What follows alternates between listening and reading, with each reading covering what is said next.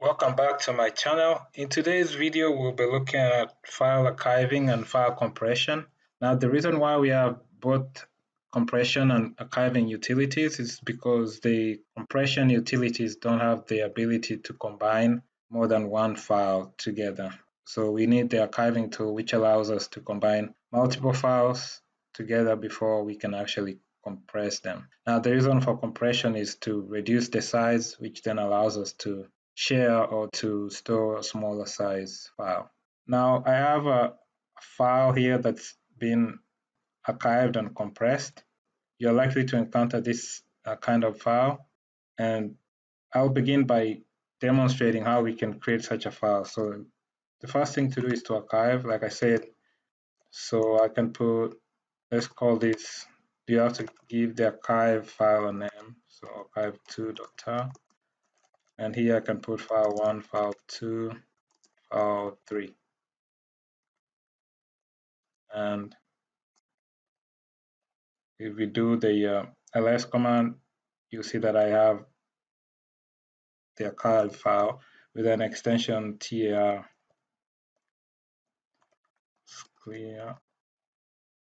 Now, when it comes to commands available for us with the archive utility, you can check the contents of an archive file. Let's say you want to check the contents before you unpack the file. You have the T option.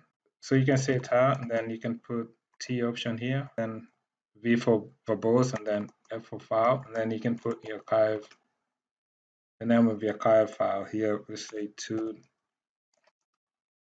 and this should list the contents of the archive file. Now the other option is for extracting. If you wanted to extract that file, we can repeat the same command and just change the T to X. Now, one thing to notice or to pay attention to is that that file, archive file, will not be deleted once you unpack it. And in this case, since these are the files that we have inside the archive file, they're still here, so nothing really changed. The next thing I want to show is the compression utilities. There's a few. For instance, we have gzip, which is used in this case, and then we have bzip2. So let's go ahead and use those two here. So the usage of the two is similar. For instance, if you wanted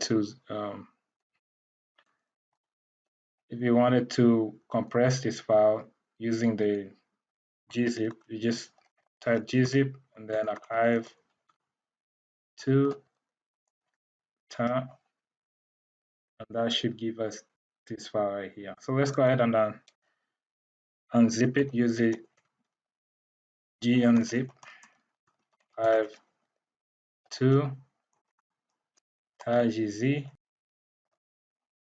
and we have decompressed it. To use the bzip2, the same thing, just type bzip2, then the name of the archive file, and this is the extension bz2. Now, when it comes to doing both the decompression and unpacking, you can do it in two steps, or you can use one command or one line command. For instance, you can do the decompression first. You can say gunzip, and then you can put the archive file, archive1 tar.gz, and now you have this. And then you can go ahead and unpack it using tar, which we just saw earlier. Archive tar. Okay, let's go ahead and compress it again. Gzip archive. And then the other command we can use is zcat archive1 tar. we can pipe this to tar utility. So what this is doing is decompressing and then sending it to standard output, and we are piping it to the tar utility. Another common command you'll find for doing both the decompression and unpacking is this